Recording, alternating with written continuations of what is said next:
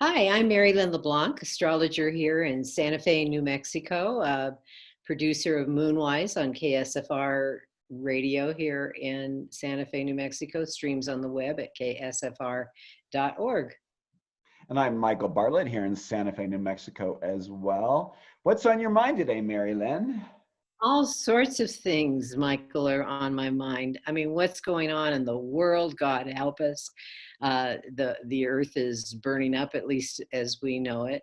Our home state, and as well as the states to the north, the Western United States, and the fire, et cetera, and just climate change and all sorts of things, basically. And having mentioned that, I guess climate disruption is a really huge thing. The idea of disruption also relates to one of the things we thought we would talk about today, but then there are other things that started sparking our attention, and that is revolution.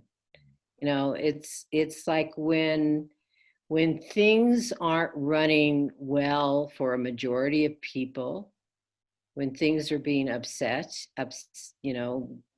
whether their livelihoods, their place of life or whatever. If a majority of people are disgruntled for good reason, we have disruptions, and those lead to revolutions. And on an astrology basis, I mean, we often just look at the planet Uranus for revolutions. And some of that stems mostly to the fact that the two largest revolutions that we know in our relatively current history are the American Revolution and the French Revolution. And they occurred at a time when Uranus was first discovered. So, there's that, but there's also the notion of, where do we see, when we see Uranus moving through the zodiac, and it's in the sign, in the early degrees of Taurus right now, an earth sign. What have we seen in other periods of time when Uranus is there? We've seen disruptions. I mean, it does bring about disruptions. It left just a couple years ago. It left the area of. I have an ear thing on. I have to turn off. It left the area of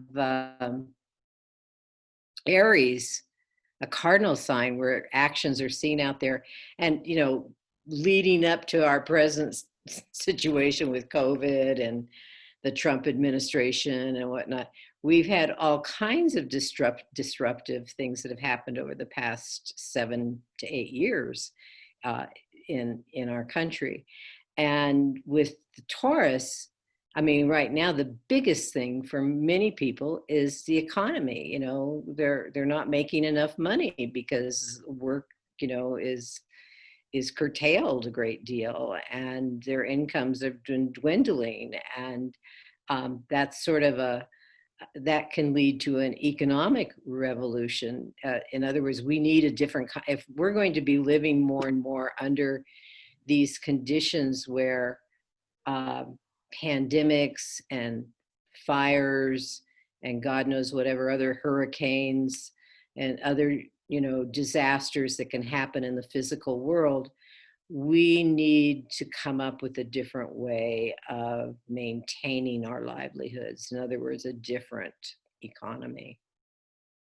And so that's one of the biggest things that it has us all.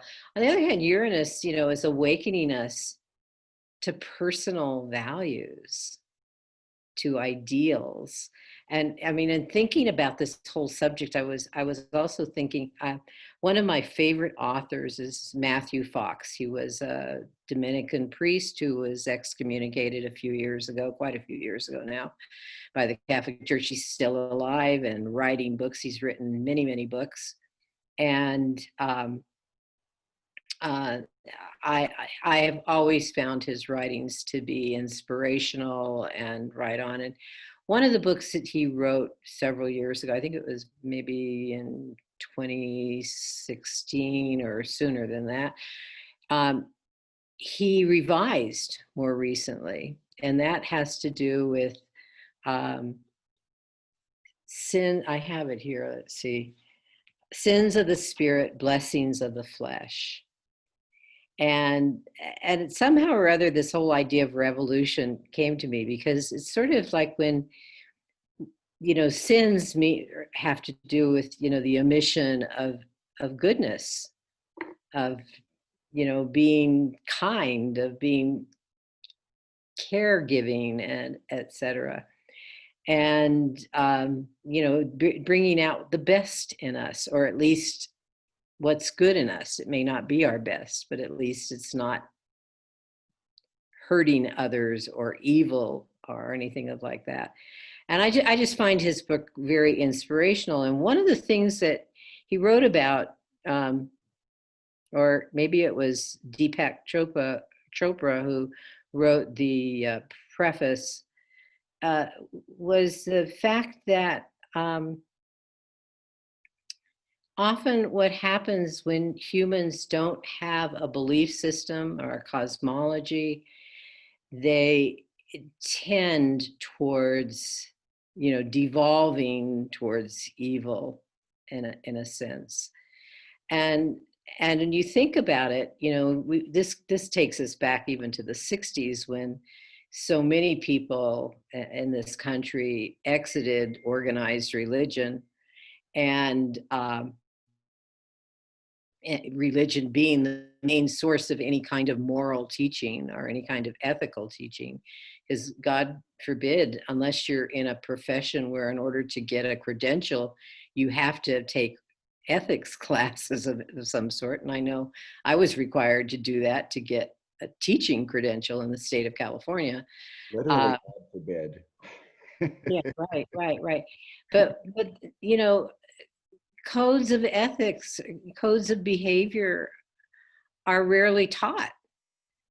And you're left with, family dynamics. And God knows, love to my family, but families, we come into families for many reasons. And one is they set us up for the things that we need to learn about ourselves in this life.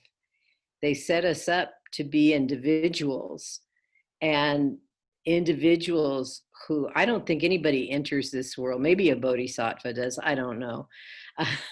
But I don't think anybody enters this world without something that needs to be addressed on a soul level. And that's in my belief system. And families set us up for that. And actually, there's a whole school now of therapy that has been derived from neuro-linguistic programming, called the family constellation, that was started by a therapist in Germany. And there are people here in the United States who do it. I know I've benefited immensely from that work. And what you really begin to learn in ways, there's stuff going on in our unconscious mind and in our subconscious mind. And one of the things about that therapy is that, and this relates to the moon, obviously, the moon maven here, and is there's things that I would have never connected to my behavior, and yet they're profoundly connected.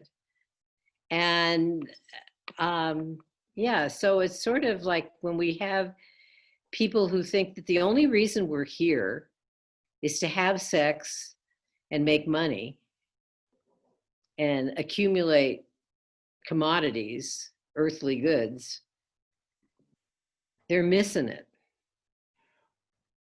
And I don't know. I don't know what you think about that dynamic. Oh my gosh, you bring up so many, fabulous topics. I love sins of the spirit, blessings of the flesh. I have a Jupiter in Taurus and a Neptune in Scorpio from the 6th to the 12th. And so for me, that's kind of like, it's like the sacred and the profane. Our whole life is this, I think is really trying to grasp and integrate and understand and not denigrate either the spiritual or the physical, but find a way. In esoteric astrology, we say that spirit is matter at its most fine, and matter is spirit at its most dense. And so it's this understanding that everything is ensouled. And when we take the word sin in Latin and in most of like the Latin tongues simply means without, right? When we think about Lucifer actually means light bearer. But what Lucifer did is he fell from grace, he sinned, he was cast out, he was sent away from. And that's the thing that all of us are doing, on a metaphorical level. I'm kind of like a Taoist at heart. I believe that, we're all these fragments that are going out and having these experiences for the all that is, so the all that is can understand what it is. That's the only thing that can rationalize for me an understanding of some of the horrific things that happen in life, that there are things that people do to one another that are beyond any kind of reasoning, because it's this thing that is about experiencing things along, and we see this in astrology, things that are experienced along spectrums, right? Along spectrums within cycles of time. And so, and I loved your line about, why we're here. I mean, I think if anyone who's fit in the physical matter is still working something out, is still, whether you're here to teach people, whether that's, kind of what your dharma and your karma are, is here to be that. There's something in that is still for the self. And so I think we all need to have a little bit of humility. And I think one of the gifts and one of the disadvantages of astrology is that it gives us great understanding, but also can give us this, we were talking about this a little bit beforehand, is it can give you this sort of, it's an Aquarian study. So it can be this sitting up in a tower looking down on people and observing. And just because one observes things from a certain vantage point doesn't mean that is true. And so, we have these, in astrology, we can come up, I call it just a series of rabbit holes. We can fall into all these different rabbit holes, but it's really important for us to talk with one another about what our ideas are, because I think we can fall into self-delusional rabbit holes. And it's about, finding what it is that other people's experience is, because the Aquarius model isn't about just being in the self, but it's the self that's informed through other. I've kind of come up with this interesting idea, when you think about the hemispheric layout of the signs, starting with Aries in the first house and going all the way to Pisces in the 12th, the bottom hemisphere is all about earth and air. I mean, earth and fire, sorry. So it's very self, so those things have to do with understanding there are two fire signs and there are two earth signs below the horizon. So it's like there's something inherent about them being about us, being about what it is that we sense and perceive. And then, Sagittarius lifts us out to see that there's a higher idea, that there's something besides our own little self-centeredness that goes on in Scorpio and in Aries, or in the earth signs where it's like the Taurus, that me, mine, it's also Mother Nature, of course, but there's a meanness, it's that toddler phase, it's everything around is mine.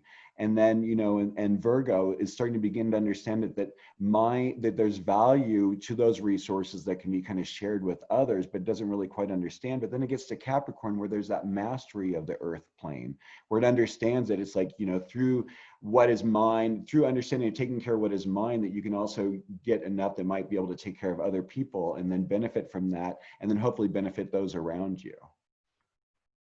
So. Right, you're reminding me of something that's been in the news with I'd never heard somebody describe the natural zodiac that way. It was beautiful. I'm giving another play on the elemental aspects. This morning, it was an interesting thing where I just kind of started wondering, like, it's these things where, like, I think the longer we're in astrology, we kind of grasp. I mean, there's nothing new under the sun. These things have been studied for thousands and thousands of years. So it's just like, I think we're dipping into that great consciousness. We're dipping into those lives that we've had before, where we've worked on this, and we kind of gain these understandings that help us to understand the human condition and our own condition from hopefully a more neutral and more integrated space. So it's more natural for people to think of what they own as theirs versus sharing with the community from that natural perspective. And I'm reminding me of what's one of the big things in the news is, Bezos becoming $200 billion, the wealthiest man in the world. It doesn't matter how many dollars. More than one can riches. I will use there's the distinction between rich and wealthy, and I would use the word rich because wealth implies a lot of other things that are not tangible. But and so that on the news, and I know I've heard this on the BBC on KSFR, that he could give like over $100,000 to every employee that works for him, and still have as much money as he had before the COVID pandemic began in this last spring or beginning of the year. And it just that sort of it's sort of like, I don't know what his chart is, but it sort of kind of gives another explanation to people hoarding their own wealth, their own richness, their own money. I mean, there's also that saying that the reason the rich are rich is that they keep it. they hold on to, not all of them. I mean, these are views or whatever, and yet with Capricorn, and that just leads me to having these outer planets moving through Capricorn that bring, often especially Pluto, bring major shifts and revolutions and complete upheavals sometimes. And it's sort of like saying we are well overdue for an economic revolution, both from that perspective of the earth sign, especially a cardinal earth sign, where the cardinal signs like Capricorn usually manifest some action out there in the world, in the physical world. And it's funny when you think about it, it's a cardinal sign, yet it's like it's the 10th sign. So it's like, how can it be? It's like I think that's what makes Capricorn such an amazingly intricate story. When you think about it, the old way it was a sea goat. So I think, I think of Capricorn in 3 layers. I think of the sea goat, which is very much in touch with nature. It's kind of like an elemental force.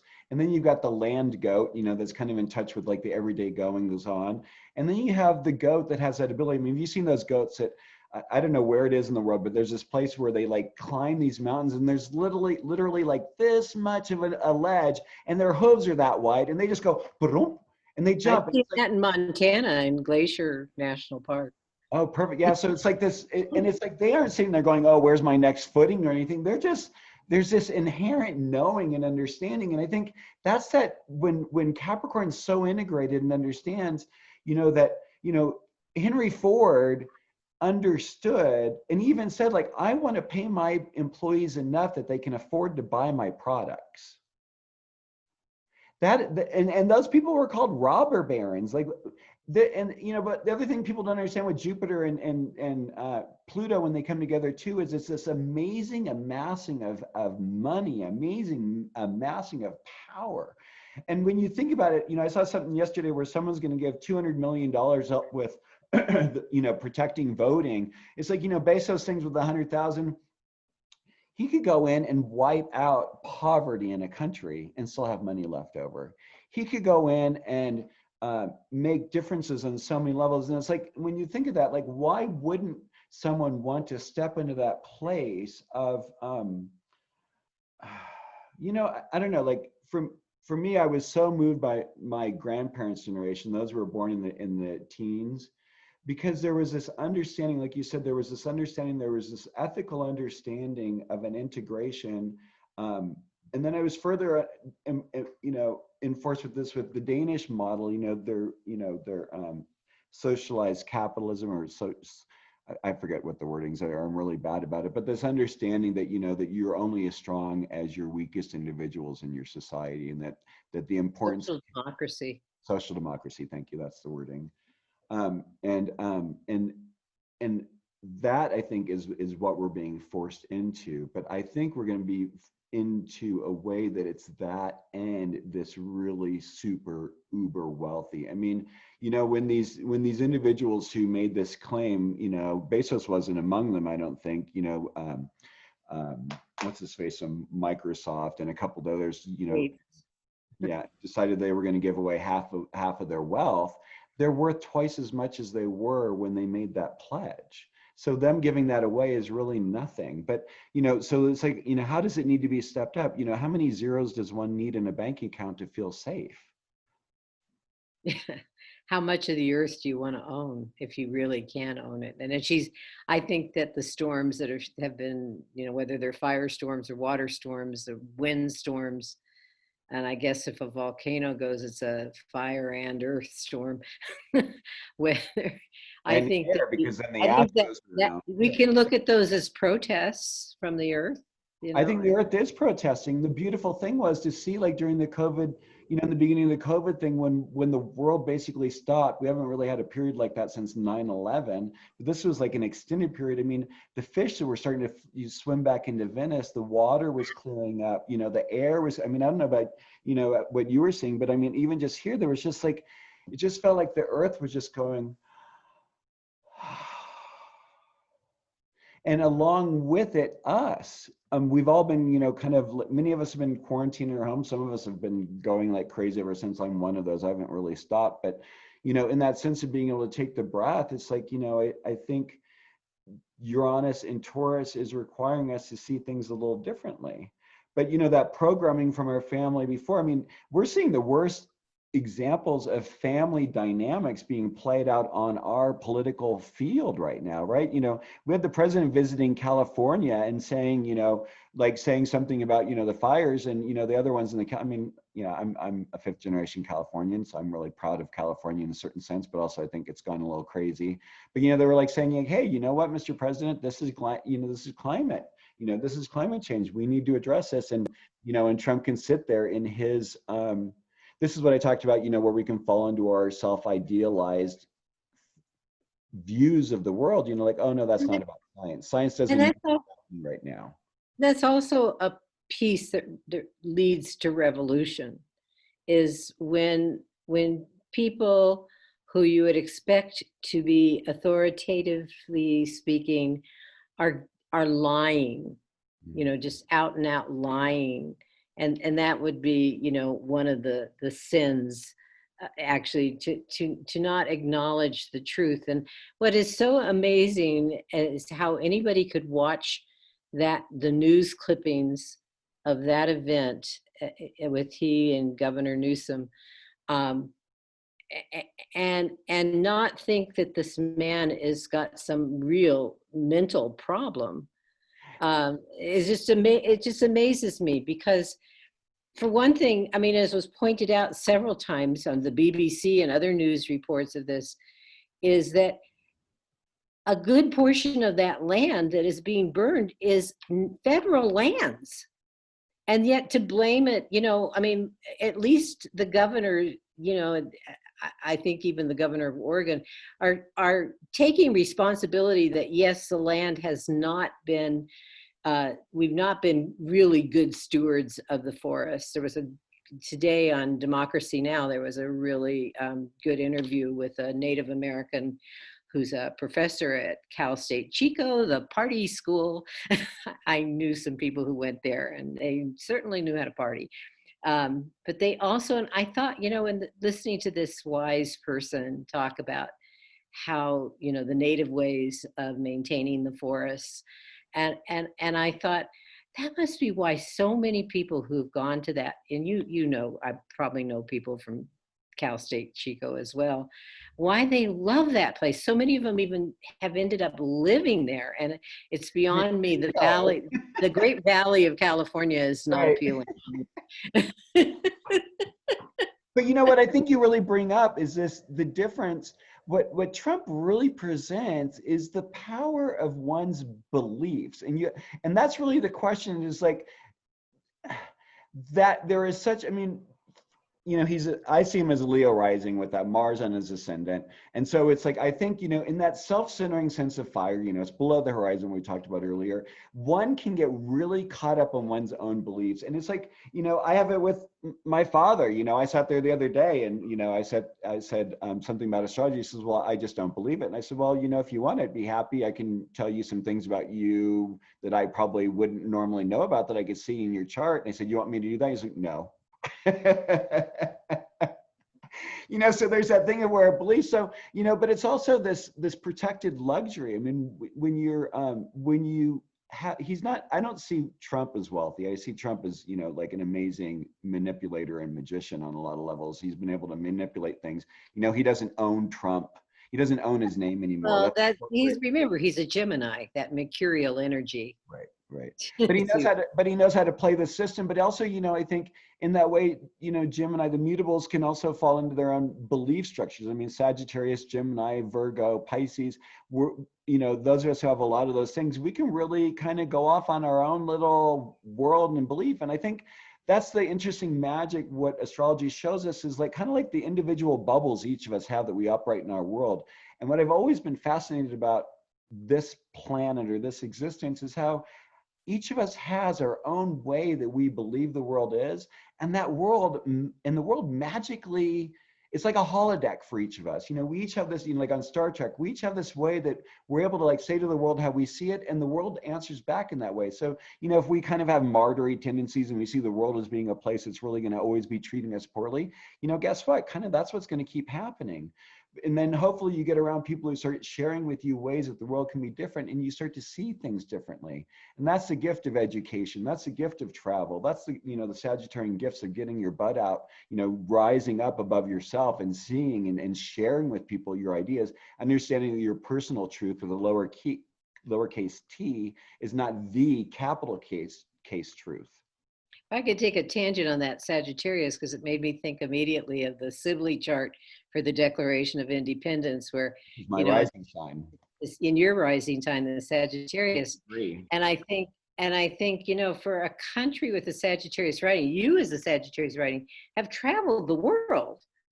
And yet, as a country, the vast population of this country has not left this country, which is part of its problem. Or their own And state. Do you know how many people have you talked to people who've never been to Santa Fe from Albuquerque because they have a perceived notion of what Santa Feans are like, and they don't want to come up to what they perceive to be kind of like a snobby area?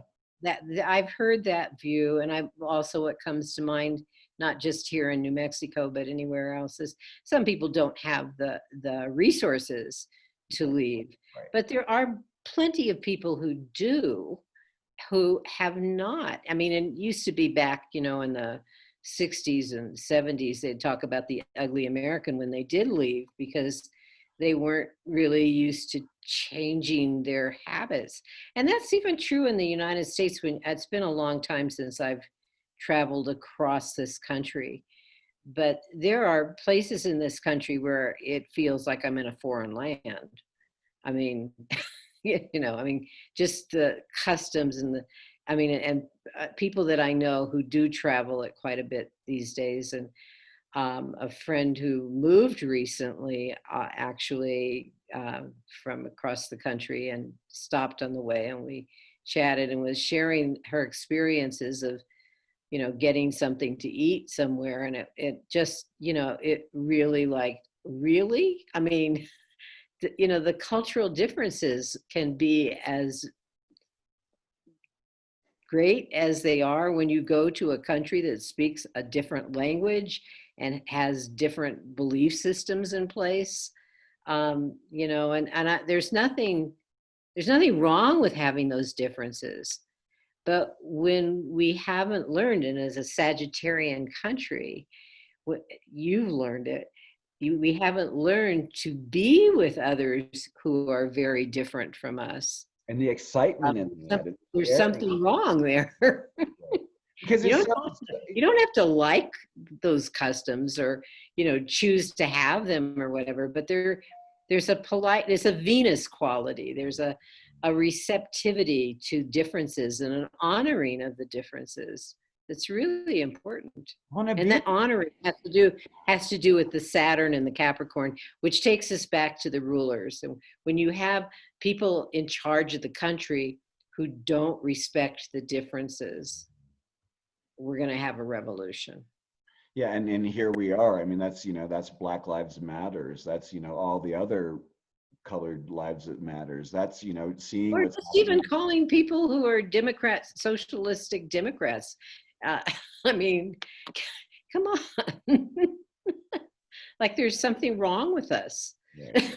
Like there's something wrong with helping those of us around. And the thing is that's, to be honest, that's what these crises, you talked about the revolution, the earth is providing us with physical manifestations. Hello, Uranus and Taurus, physical manifestations of change that, the federal government is not stepping up to the plate. Under this administration, it has not helped on the level it should for the individual things. It's helping on COVID in a way, with all the CARES Act and everything. That's really great.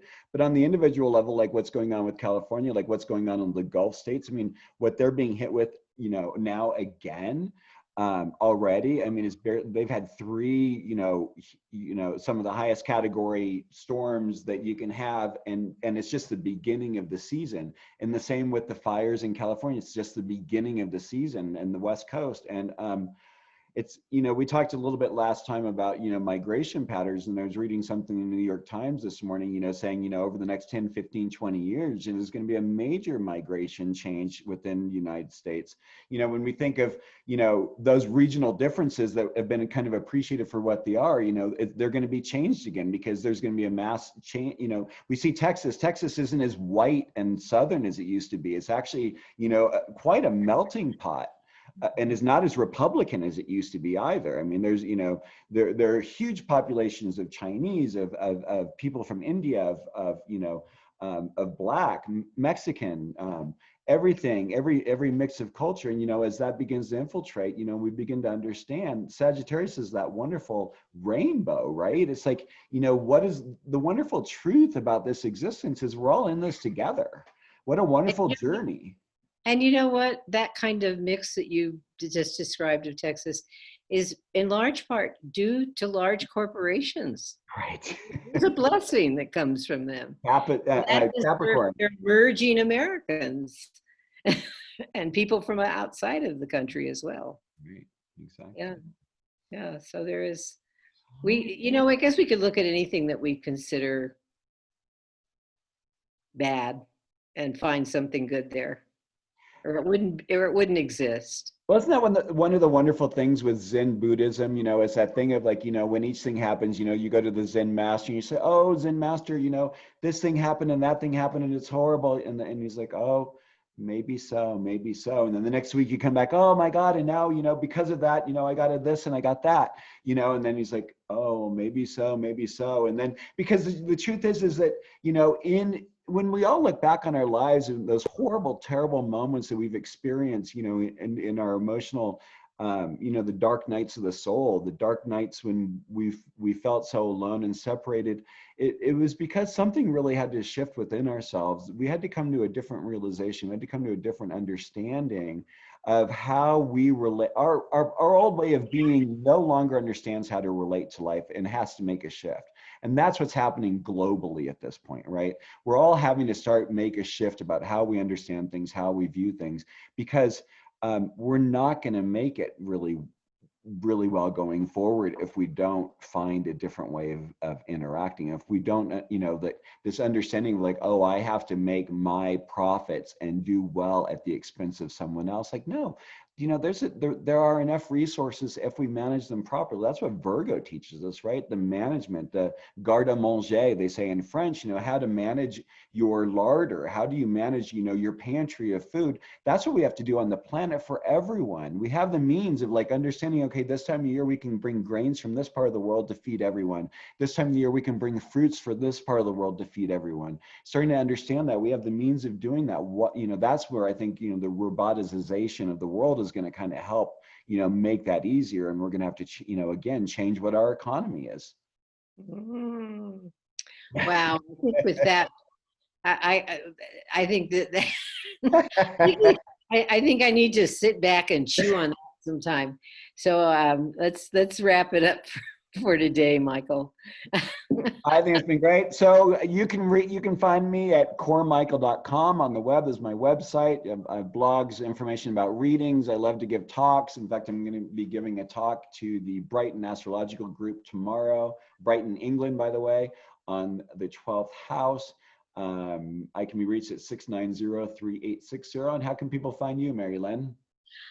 Yeah, you can find me on You can find, I was going to say, you can find me on the web at moonwise at ksfr.org.